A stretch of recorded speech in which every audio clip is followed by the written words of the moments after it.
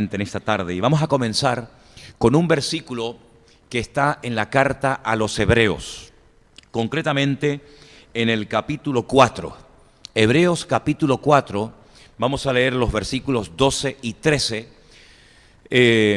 Estos versículos se han leído aquí en otras ocasiones. Son versículos muy conocidos, pero nos van a venir muy bien para comenzar este estudio que ahora les voy a decir por qué línea y de qué tema vamos a tratar. Dice así la palabra: porque la palabra de Dios es viva y eficaz.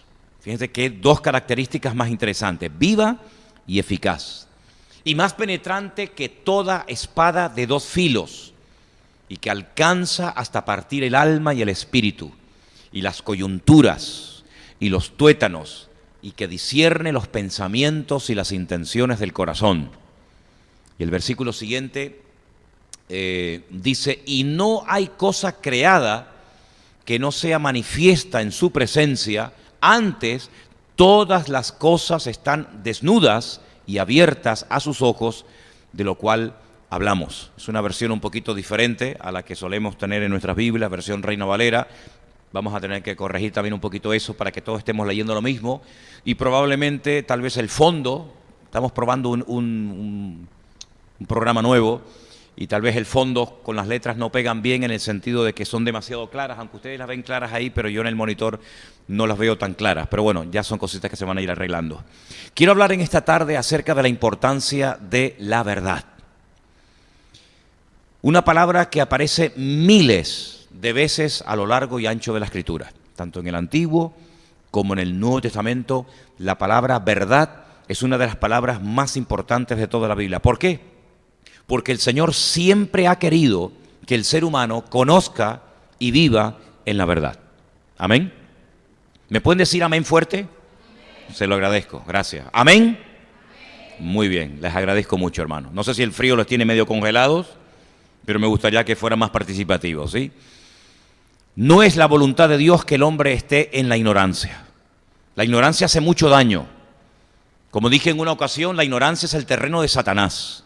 Cuanto más ignorante sea un pueblo de las verdades, de las palabras de Dios, más fácilmente le resultará al enemigo manipular, engañar, desanimar, destruir a esas personas. Por lo tanto, nosotros somos amantes de la verdad. Tenemos que llenarnos, interiorizar nuestras vidas con las verdades que han sido reveladas y escritas en la palabra de Dios. Y he querido comenzar el estudio esta tarde acerca del tema de la verdad con esta palabra, porque ¿dónde podemos encontrar esas verdades?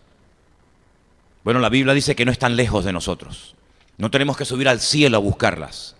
No podemos escudarnos detrás de la excusa de decir, bueno, no las conozco, están muy lejos, no han sido reveladas todavía al hombre, sino que las verdades de Dios ya han sido reveladas y están escritas en nuestra propia lengua, en nuestro propio idioma, para que todos y cada uno de nosotros podamos conocerlas y podamos vivirlas y practicarlas e interiorizarlas. Así que donde vamos a encontrar fundamentalmente la verdad, sobre todo, es en la Biblia, porque la Biblia es la verdad, porque es la palabra de Dios.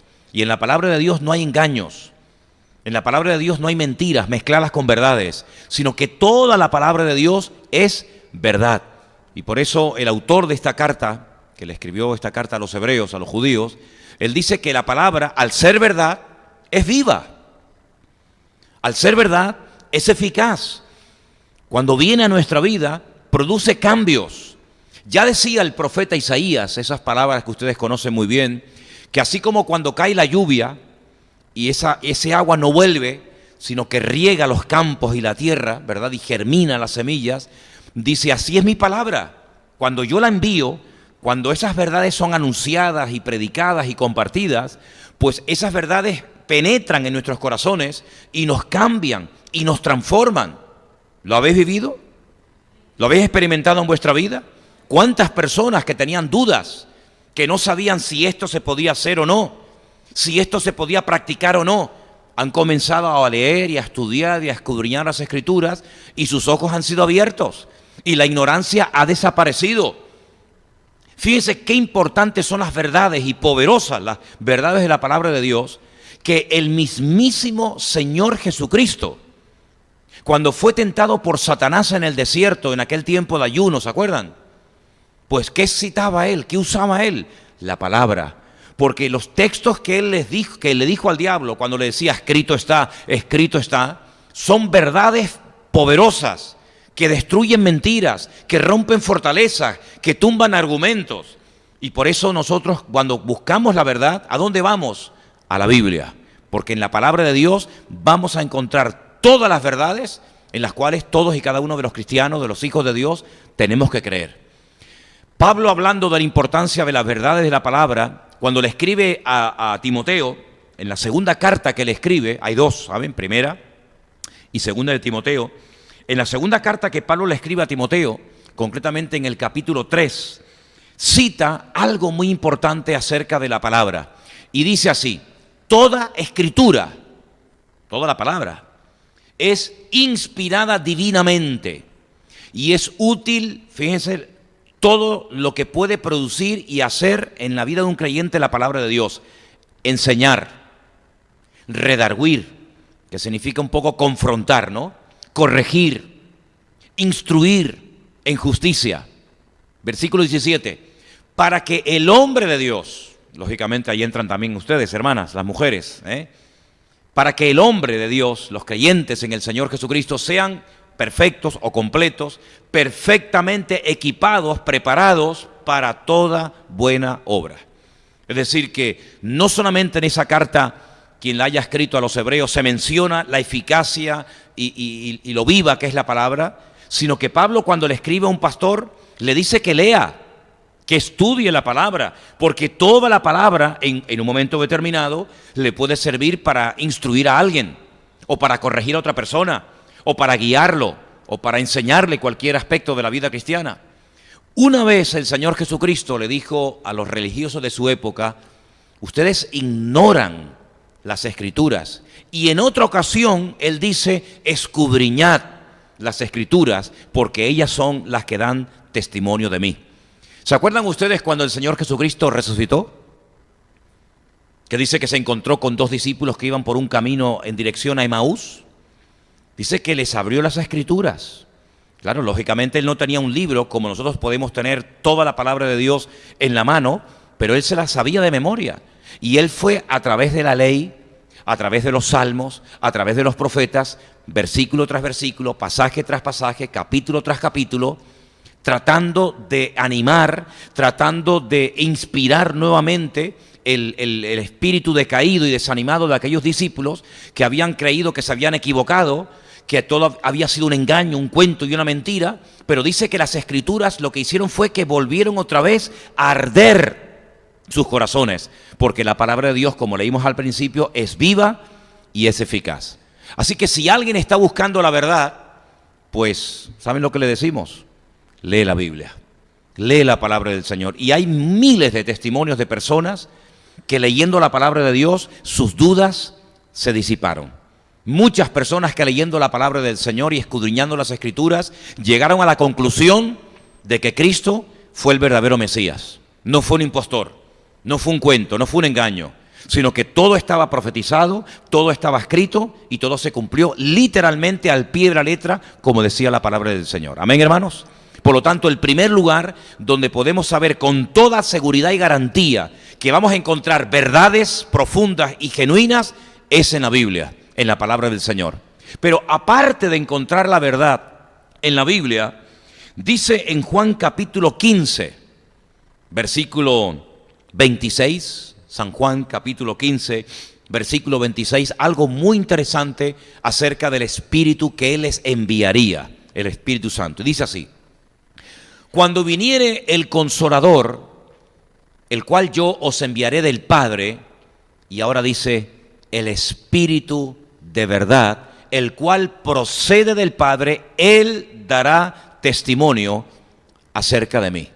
Es decir, que al Espíritu Santo se le llama Consolador, Espíritu de gracia, Espíritu de Dios, Espíritu de vida, ¿verdad? Pero uno de los nombres que recibe el Espíritu Santo es Espíritu de verdad. Porque repito lo que dije al principio, la voluntad de Dios siempre, siempre ha sido que el hombre, que la humanidad conozca las verdades. Lamentablemente, el diablo se ha encargado de envenenar a través de la literatura, a través de los medios de comunicación, a través de muchos medios, se ha encargado de envenenar a naciones enteras, a millones y a millones de seres humanos en el pasado, en el presente, y me temo que todavía seguirá haciéndolo en el futuro. Pero la verdad, hermanos, no es un concepto abstracto, no es algo que decimos, bueno, la verdad, como dijo aquel, ¿se acuerdan? ¿Y la verdad qué es? ¿Qué es la verdad? ¿Quién dijo estas palabras? Poncio Pilato. Tenía nada más y nada menos que delante al Señor Jesucristo y se atreve a decirle al Señor Jesucristo, ¿y qué es? ¿Y qué es la verdad? Pues saben, hay un versículo que todos los cristianos yo creo que conocen de memoria.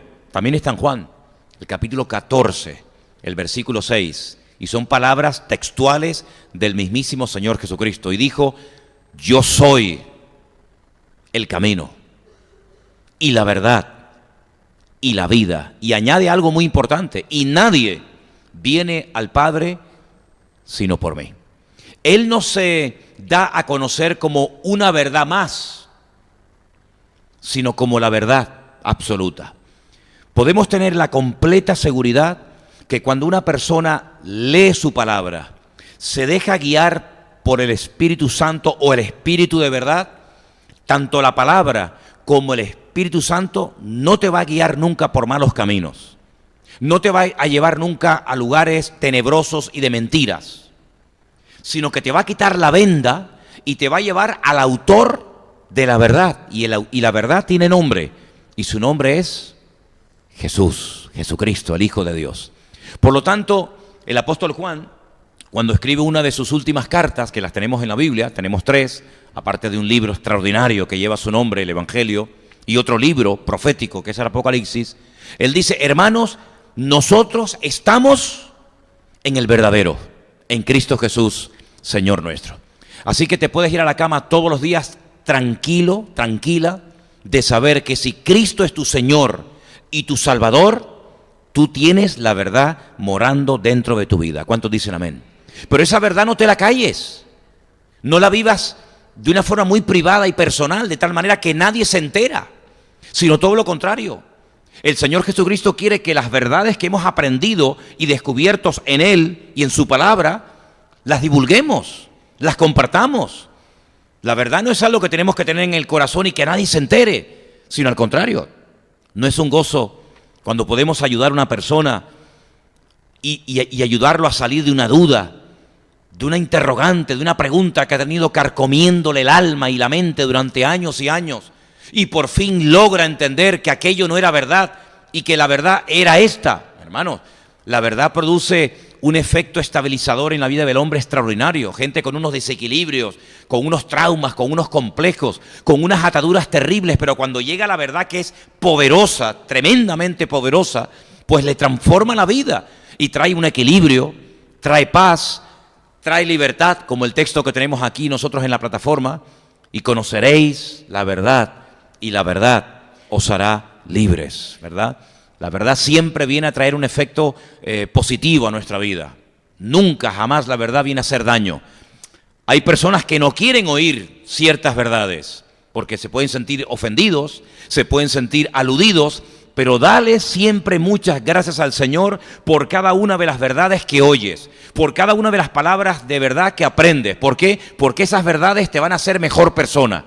Esas verdades te van a hacer acercarte cada día más y más al Señor. Van a quitar cualquier ignorancia, cualquier tradición absurda y ridícula.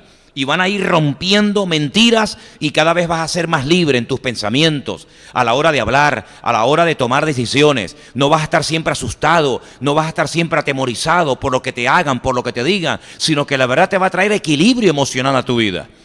Y uno puede ver cuando una persona está viviendo y ha interiorizado las verdades en su vida, esa persona vive tranquila, sin miedos a lo que pueda pasar, a lo que le puedan decir o a lo que le puedan hacer, que si el marido, que si los hijos, que si el trabajo, nada de angustias, ni preocupaciones, ni afanes, sino con una tranquilidad, con una estabilidad. ¿Y de dónde viene eso? ¿De dónde fluye? ¿De dónde nace todo eso? De la verdad. Y la verdad es su palabra. La verdad te lleva a Cristo a través de su Santo Espíritu. ¿Cuántos dicen amén? Pero hay un versículo que yo quisiera leer en esta tarde, y lo quiero aclarar, porque habla acerca de la importancia de que en la iglesia more y esté la verdad como base. Está en 1 de Timoteo, capítulo 3, versículos 14 y 15. Y es muy interesante este texto porque dice así, presta atención: esto te escribo con la esperanza que iré pronto a verte o a visitarte. Si no fuere tan pronto o presto, para que sepas cómo convenga conversar en la casa de Dios, que es la iglesia del Dios viviente, columna y base de la verdad, o columna y baluarte de la verdad, como dice en la versión Reina Valera. A veces algunas versiones parece que vienen a ayudar y otras veces yo creo que vienen un poco más a confundir, ¿no? Una cosa es una base, como dice esa versión, y otra cosa es un baluarte. Yo sé que la palabra base o fundamento es más conocida, se usa más en el lenguaje cotidiano y diario que la palabra baluarte, que es una palabra que prácticamente no se usa para nada, casi se ha quedado ya, digamos, exclusivamente para algo bíblico. Pero para poder entender lo que dice la Reina Valera acerca de la verdad en la iglesia, tenemos que entender la palabra baluarte. En el tiempo en el que Pablo le escribe esta carta a Timoteo, el imperio que estaba gobernando el mundo era el Imperio Romano. Y el Imperio Romano tenía su base en Roma, lógicamente, pero se había expandido por todo lo que era el norte de África, por todo Oriente Medio y por supuesto por toda Europa. Y ellos tenían diferentes cuarteles o diferentes lugares donde los soldados vivían. Tenían un edificio, una construcción, que era un pentágono. No sé si ustedes han visto, me imagino que sí, o han oído hablar alguna vez acerca del famoso Pentágono, allí en los Estados Unidos, que es una sede muy importante de todo lo que es el tema de los militares en Estados Unidos. Pues los romanos ya tenían ese tipo de edificio. Un edificio en forma pentagonal, un pentágono, donde había cientos, miles de soldados viviendo y en momentos de necesidad o de urgencia salían de ese lugar. Era una especie de fortaleza muy difícil de penetrar, donde vivían los soldados romanos, y Pablo, que vivía en el tiempo del Imperio Romano, dice que la iglesia tiene que ser un baluarte, es decir, un lugar donde se predica y se viva y se practique la verdad. No solamente que sea la base y el fundamento de nuestra vida, sino que sea un lugar donde nada más entrar por esas puertas, lo único que se va a predicar y a compartir y a enseñar con la gente que ha decidido congregarse en ese lugar es la verdad. Lamentablemente tenemos que decir que no en todas partes se predican las verdades de la palabra de Dios. Que en algunos lugares, aparte de verdades, también se predican cosas que tienen que ver con opiniones, con métodos, con sistemas humanos. Pero la palabra de Dios nos enseña que la verdad está en la palabra. El Espíritu Santo nos lleva a Cristo, que es la verdad, y en la iglesia tiene que estar siempre como base y fundamento la verdad. Y hay de nosotros el día que la verdad se ausente, sino que la verdad tiene que ser siempre la base y el fundamento de todo mensaje, de toda enseñanza, de todo testimonio, de toda decisión, de todo lo que hagamos. Tiene que ser siempre la iglesia, la columna y baluarte de la verdad. Ahora, así como el Señor desde el principio de los tiempos quiso darse a conocer para que el hombre conociera la verdad de Dios, ¿cómo se llama ese Dios? ¿Qué hace ese Dios? ¿Qué pide ese Dios? Etcétera, etcétera. También Satanás ha tenido a lo largo de la historia muchos instrumentos que han tratado de robar la verdad de los corazones de la gente, Pero no solamente quitar verdades, sino envenenar y meter mentiras en el corazón de la gente.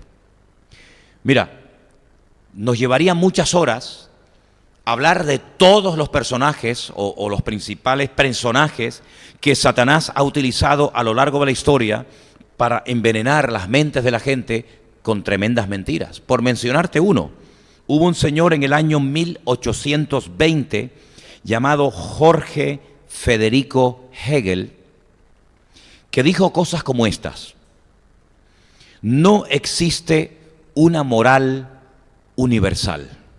La moral, los principios elementales, las verdades de la Biblia son inmortales, son eternas y son para todo el mundo. No tiene nada que ver con la cultura. Es decir, lo que Dios nos pide a los que vivimos en Europa es exactamente lo mismo que le pide a los que viven en América o a los que viven en África. Es decir, la Biblia está por encima de las tradiciones populares y por encima de las culturas de los pueblos. Puede ser que en un pueblo la cultura sea el asesinato, el robo, la lujuria o lo que sea.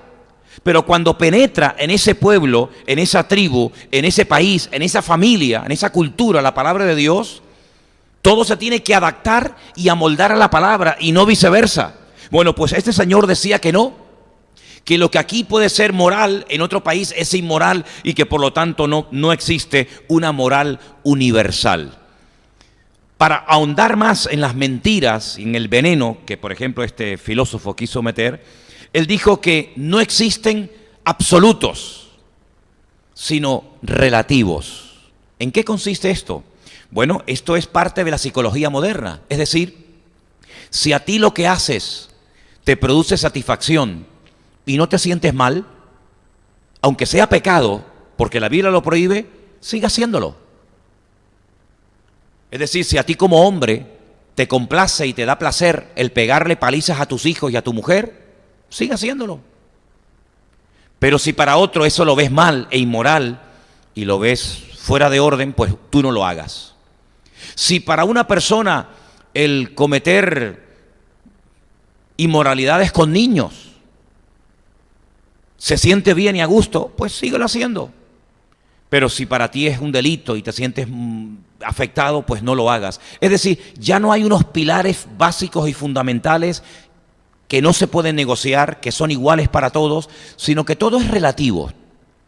Todo va en base a lo que yo sienta. Y sabes, esto es tremendamente peligroso, porque las verdades de Dios son eternas y son inmutables, no cambian de generación en generación, no se adaptan a los pueblos o a las modas, sino que si Dios dijo hace 300 años, no matarás, el no matarás sigue siendo no matarás hoy también. Y lo que pedía el Señor hace 1000 años, lo sigue pidiendo hoy. Y al mismo tiempo lo que Él sigue ofreciendo, amor, verdad, misericordia, etcétera, etcétera, lo sigue ofreciendo en el día de hoy. Bueno, no solamente sino otros llegaron a decir que eso de Dios es algo que está en la mente del hombre, que Dios realmente no existe. El que crea a Dios es el hombre. Sin embargo, en la Biblia es al revés. No es el hombre el que crea a Dios, sino es Dios el que crea al hombre y por lo tanto éste tiene que someterse a él. Fíjate qué venenos tan tremendos y cómo han ido calando y cómo han ido infiltrándose en la mente de la gente, de tal manera que hay gente que dice que bueno, que ya simplemente que esa idea de Dios es algo absurdo, es algo ridículo, que eso es algo del pasado y que hoy en día creer en la existencia de un Dios que pide, que demanda, que se dio a conocer, que se reveló, etcétera, etcétera, no tiene ningún sentido. Pues algunos dirán, pero ¿quién puede creer eso? ¿Sabes cuánta gente cree en eso? Millones y millones de personas. Personas que ni siquiera se preguntan qué va a ser de mi vida, porque al no haber Dios, al decir ellos que no existe Dios, no tengo que rendirle cuentas a nadie. No hay cielo ni hay infierno. Puedo hacer lo que me da la gana, al final del camino me muero, desaparezco y aquí no ha pasado nada. No hay verdades absolutas. Todo es circunstancial, todo es pasajero. Por lo tanto, si no hay Dios, ¿cuál es el objetivo de la vida? Disfrutar, pasarlo bien, hacer mi voluntad, hacer lo que me da la gana, no tengo que rendirle cuentas a Dios, no hay condenación, no hay salvación, no hay recompensa, no hay castigo, por lo tanto, no hay nada. Bueno, pues esas mentiras han calado tan profundamente en la vida de millones de personas que es el estilo de vida y la forma como mucha gente vive hoy en día. Pero nosotros los cristianos seguimos creyendo, por supuestísimo, en la existencia de Dios, que tenemos que rendirle cuentas algún día a Dios, creamos o no creamos en Él, el hombre tendrá algún día que rendirle cuentas al Creador. Y en ese día se darán cuenta de que todas las mentiras con las cuales envenenaron su alma y su mente y su espíritu no le sirvieron ni le van a servir absolutamente para nada. ¿Cuántos dicen amén? Dios está en la imaginación del hombre, por lo tanto el hombre exterioriza su imaginación en forma de creencia religiosa, en forma de culto. Unos le adoran de una manera, otros le adoran de otra forma, y así ha habido infinidad de personajes a lo largo de la historia. He solamente mencionado uno, pero cientos, por no decir miles, de filósofos, de artistas, de cantantes, de pintores, de políticos, etcétera, que simplemente lo que hacen con su estilo de vida es decir, simplemente Dios no existe. Por lo tanto, despreocúpense, no hay que rendirle cuentas al fin del camino absolutamente a nadie. Nosotros tenemos que interiorizar las verdades, empaparnos de las verdades, porque en el fondo toda esa gente que cree en esas mentiras, en ese veneno que voluntariamente han tomado y siguen tomando y siguen compartiendo con la gente, en el fondo no tienen la paz de Cristo, aunque aparenten tenerla.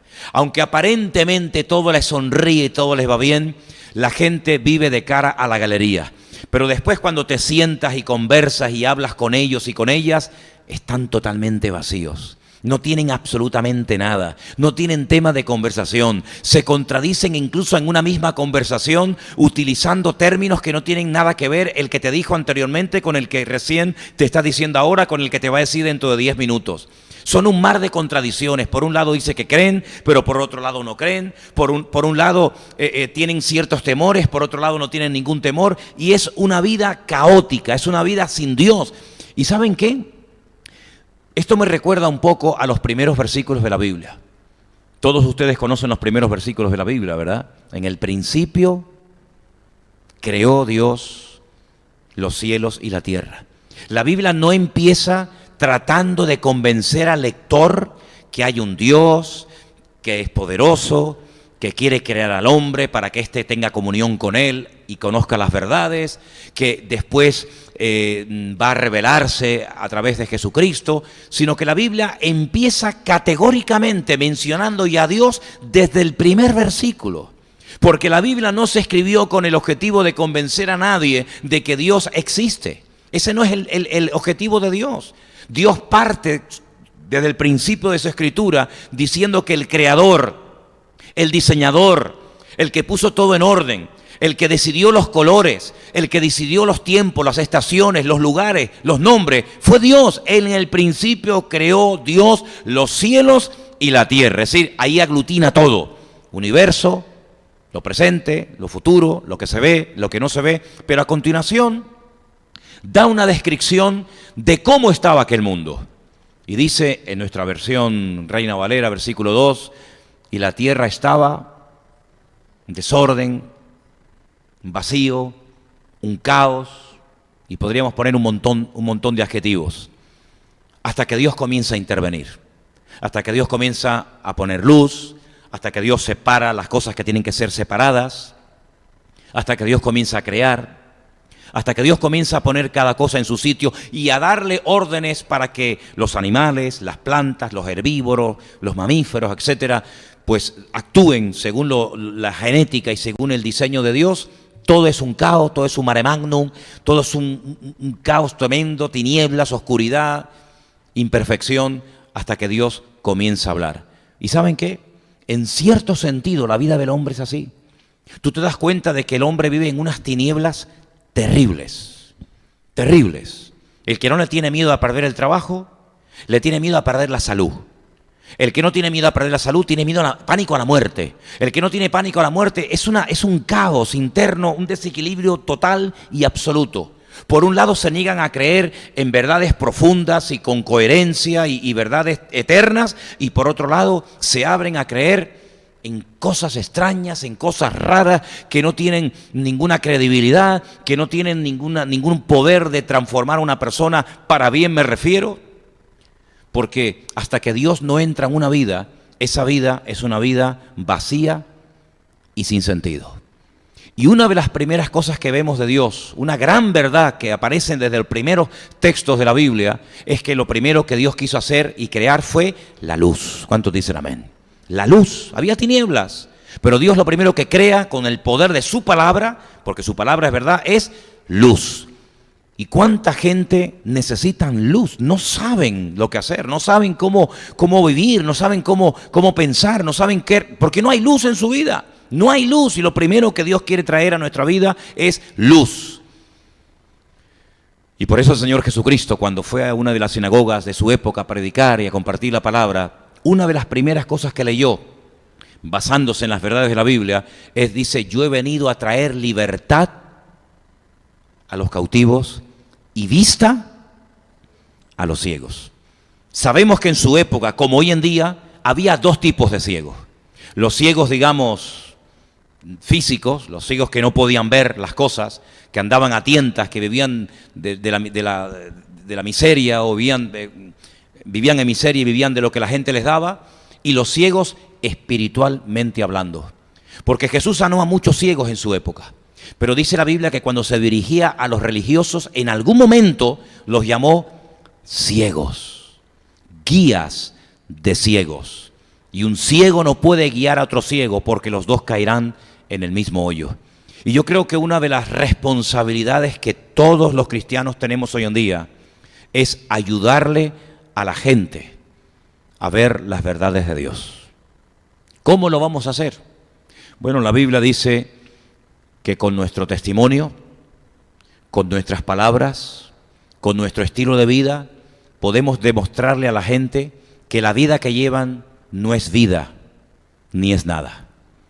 Es vacío, es una vida rutinaria y sin sentido, pero ahora somos responsables, hermanos, delante de la sociedad en la que vivimos, del mundo en el cual Dios nos ha puesto, de compartir las verdades de aquel que nos llamó a nosotros un día de las tinieblas a la luz. Y así como antes andábamos a tientas y en ignorancia y en incredulidad, practicando y creyendo cosas absurdas, dándole continuamente la espalda a Dios, o bien con las palabras o bien con nuestras acciones, ahora nuestra vida tiene que ser totalmente diferente.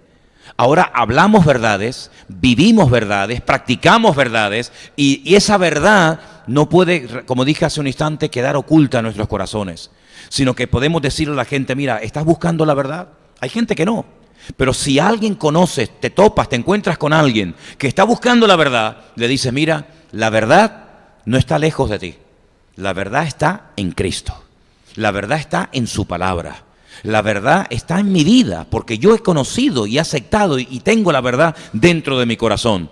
Así que cuando te hablen de abortos, cuando te hablen de locuras, cuando te hablen de cosas extrañas o ridículas, dice: un momentito, esa es la mentira en la cual ustedes han creído durante años o siglos. Pero la verdad no es esa, la verdad es esta y esta. Y por lo menos dejas caer una semilla, la semilla de la verdad, y el Señor tocará ese corazón, y el Señor tratará con esa vida en su momento, porque las semillas que plantamos en los corazones de la gente tienen que ser regadas con algo que llamamos la oración. Cuando sembramos una semilla, una palabra de verdad en la vida de alguien, aunque no lo vuelvas a ver en tu vida, pero tú has orado por esa vida, por esa semilla de verdad plantada en su corazón, esa semilla algún día brotará. A lo mejor lo verás, a lo mejor te enterarás, como en estos días. Estamos viendo cosas tremendas de personas que en su momento dijeron algo de verdad, la vida dio muchas vueltas y ahora resulta que son ellos los que tienen que aceptar esa verdad que divulgaron o dijeron en su momento sin darse cuenta. Pero lo que está bien claro es que la verdad de la palabra de Dios tiene que ser sembrada hoy en día como nunca antes lo habíamos hecho. ¿Cuántos dicen amén? Cierra tus ojos y ahí donde estás, yo quiero que hoy hagamos algo. Yo quiero que hoy tú ores por una persona que sabes que en este momento no está andando en la verdad. Por una persona que está atado, ciego, esclavo de una mentira. Pero yo quiero que hagamos una oración de fe en esta tarde, creyendo y confesando que Dios nos va a dar la oportunidad de decirle, mira, tú estás así porque nadie te ha dicho que Dios te ama. Tú estás así porque nadie te ha dicho que el Señor puede romper las ataduras tremendas que hay en tu vida. Tú estás así porque nunca nadie te ha dicho que el Señor murió por ti y que Él tiene el poder para romper ese complejo, esa atadura, ese miedo que te ha dominado durante toda tu vida. Así que vamos a abrir la boca y vamos a hablar verdades, porque las verdades que sembremos hoy, mañana podemos ver que han transformado vidas y familias enteras. Así que ha llegado el momento de abrir las bocas, no solamente de buscar trabajo, no solamente de buscar lo conveniente para nuestra vida, sino de buscar ocasiones y oportunidades para que las verdades de la Biblia, las verdades de Dios, inmutables y fieles y verdaderas, transformen corazones y hagan auténticos milagros en la vida de la gente. Ora por ese hombre, ora por esa mujer, por esa familia, por ese joven que ahora mismo tienes en tu cabeza. Donde quiera que se encuentre, pídele a Dios que te dé la oportunidad de poder hablarle las verdades que están hoy en tu vida, bien arraigadas en tu corazón.